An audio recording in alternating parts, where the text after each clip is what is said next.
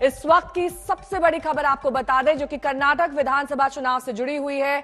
आज ही तारीखों का ऐलान होने वाला है। सुबह लगभग 11:30 बजे चुनाव आयोग तारीखों का ऐलान करेगा।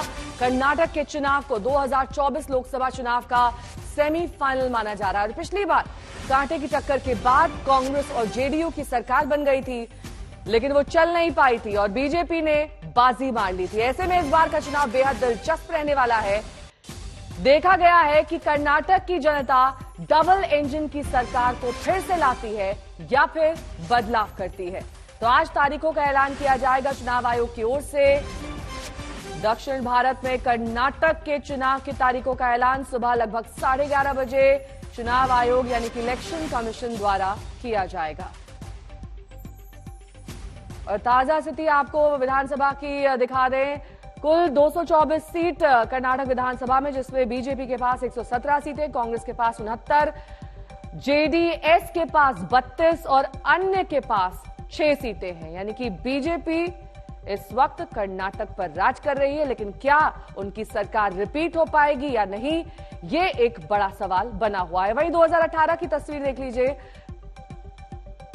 2018 की स्थिति हम आपको दिखा रहे हैं और अब 2024 में एक बार फिर से कर्नाटक चुनाव का समय आ गया है।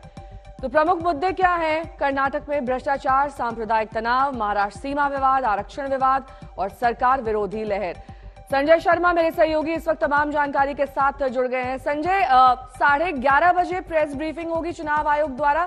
कितनी देर तक चल सकती है और क्या खबरें आ रही हैं? कितने चरण में चुनाव होगा कर्नाटक का? 11:30 बजे प्रेस कॉन्फ्रेंस शुरू हो जाती है, तो लगभग 20 मिनट बाद 30 मिनट तक तो बाकी तैयारियां और तमाम आंकड़े वो निर्वाचन आयोग बताता है। और उसके बाद तारीखों का ऐलान मुझे लग रहा है 11:45 या 11:50 के आसपास होगा। और चुनाव आयोग के सूत्र बता रहे हैं कि पिछली बार की तरह इस बार भी एक चरण में ही मतदान होना है। और पिछली बार भी 2018 में जब चुनाव हुए थे, एक चरण में ही मतदान हुआ था और 27 मार्च को चुनाव की घोषणा हुई थी। आज 29 मार्च है, 2 दिन का आगा पीछा है।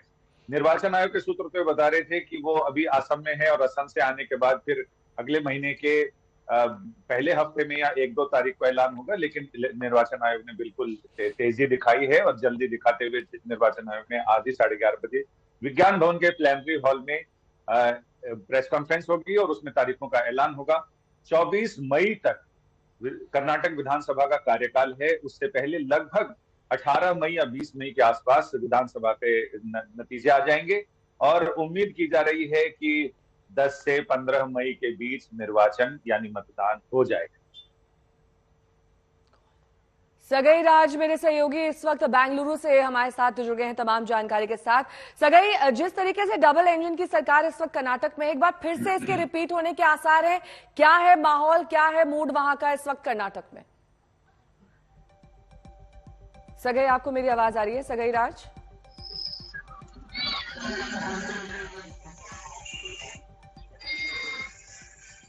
ठीक है, इनके पास दोबारा लौटेंगे। लेकिन इस बीच कर्नाटक विधानसभा की स्थिति देख लीजिए। कुल 224 सीटें, जिसमें 2023 के प्रमुख मुद्दे भ्रष्टाचार से लेकर सांप्रदायिक तनाव तक रहने वाला है। आरक्षित सीटों की स्थिति इस वक्त क्या कुछ है, ये भी आप अपनी टेलीविजन स्क्रीन पर देख सकते हैं। संजय मेरे सहयोगी इस वक्त तमाम जानकारी के साथ जुड़ गए हैं। संजय, यानी कि ये माने कि मध्य मई तक ये तय हो जाएगा कि कर्नाटक का अगला किंग कौन है? जी हाँ, बिल्कुल। 10 से 15 मई के बीच ये बता रहे हैं कि निर्वाचन मतदान होगा और 15 से 20 के बीच में रिजल्ट आ जाएगा। और इसके साथ ही कर्नाटक की नई विधानसभा के गठन का ऐलान निर्वाचन आयोग कर देगा। पिछली बार भी यही स्थिति थी। 24 मई तक विधानसभा का कार्यकाल है और पिछली बार जब नतीजे आए थे उसके बाद तो खेला हो गया था और उस खेला के बाद ही सरकार सत्ता परिवर्तन भी हुआ था, क्योंकि जब नतीजे आए थे उस समय सरकार किसी और की बनी थी और बीच रास्ते नहीं खेला हुआ और उसके बाद सरकार किसी और की बनी। तो इस तरह से कर्नाटक ने एक लंबा सफर तय किया है, कई मुख्यमंत्री देखे हैं इस बीच में।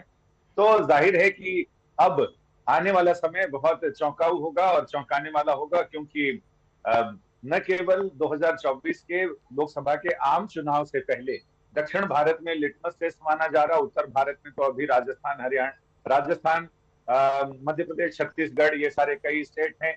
इस बीच में हो सकता है कि जम्मू कश्मीर में भी चूंकि अब परिसीमन हो गया है तो वहां भी निर्वाचन का चुनाव का विधानसभा चुनाव का ऐलान किया जा सकता है। तो ऐसे में अप्रैल मई या जून में स्थिति बन सकती है वैसी। लेकिन फिलहाल अगर हम बात करें तो दक्षिण भारत का लिटमस टेस्ट तो जरूर है, जिसमें सरकार की साख दांव पर जरूर लगी है, क्योंकि जो मुद्दे आपने बताए हैं वो मुद्दे तो हैं ही, इसके साथ ही एंटी इनकम्बेंसी को लेकर भी और जो आंतरिक सर्वे बीजेपी ने कराया है, आंतरिक सर्वे को लेकर भी नेताओं की यानी सत्तारूढ़ दल के नेताओं की नींद तो उड़ी हुई है। ठीक है, बहुत बहुत शुक्रिया इस तमाम जानकारी के लिए आपका। संजय शर्मा हमारे सहयोगी इस वक्त जानकारी दे रहे थे कर्नाटक चुनाव को लेकर।